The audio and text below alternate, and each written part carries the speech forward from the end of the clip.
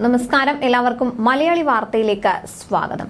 കേന്ദ്ര സർക്കാർ 29 രൂപ നിരക്കിൽ അവതരിപ്പിച്ച ഭാരത് അരി കേരളത്തിൽ വിൽപ്പന ആരംഭിച്ചത് സാധാരണക്കാർക്ക് ഏറെ ആശ്വാസകരമായിരിക്കുകയാണ്. നിലവിൽ ഭാരത് അരിയിലാണ് സർക്കാർ ശ്രദ്ധ കേന്ദ്രീകരിക്കുന്നതെങ്കിലും കേന്ദ്രത്തിന്റെ സബ്സിഡി ഓഫർ ഇവിടെ ഒതുങ്ങുന്നില്ല എന്നതാണ് സത്യം.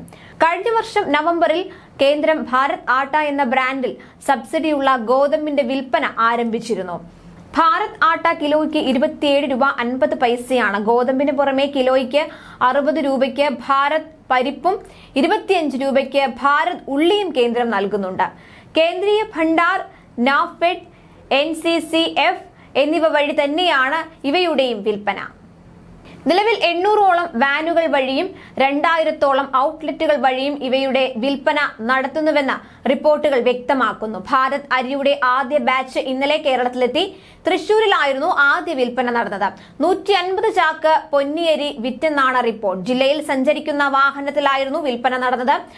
അടുത്ത ആഴ്ചയോടെ സംസ്ഥാനത്ത് മുഴുവനും ഭാരത് അരി എത്തിക്കാനാണ് ശ്രമമെന്ന് NCCF വൃത്തങ്ങൾ പറയുന്നു. കൂടാതെ ഔട്ട്ലെറ്റുകളും അടുത്ത ആഴ്ചയോടെ സജീവമാകുമെന്ന് കരുതുന്നു.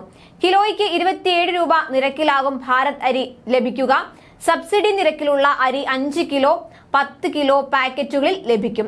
ഓപ്പൺ മാർക്കറ്റ് സെയിൽസ് സ്കീം വഴി ഒരേ നിരക്കിൽ ബൾക്ക് ഉപയോക്താക്കൾക്ക് അരി വിൽപ്പന നടത്തിയതിന് ലഭിച്ച മികച്ച പ്രതികരണമാണ് FCI അരിയുടെ ചില്ലറ വിൽപ്പനയിലേക്ക് സർക്കാരിനെ നയിച്ചത്. കഴിഞ്ഞ ഒരു വർഷത്തിനിടെ ധാന്യങ്ങളുടെ ചില്ലറ വിൽപ്പന വിലയിൽ 15% വർധനവുണ്ടായ സാഹചര്യത്തിലാണ് സബ്സിഡി നിരക്കിൽ അരിയും മറ്റും വിപണിയിൽ എത്തിക്കാൻ സർക്കാർ തീരുമാനിച്ചത്. പ്രതിപക്ഷ കക്ഷികൾ സർക്കാരിന്റെ നീക്കത്തെ തെരഞ്ഞെടുപ്പ് അടവായി കാണുമ്പോഴും സാധാരണക്കാർക്ക് ഈ പദ്ധതി വലിയ ആശ്വാസമാണ്.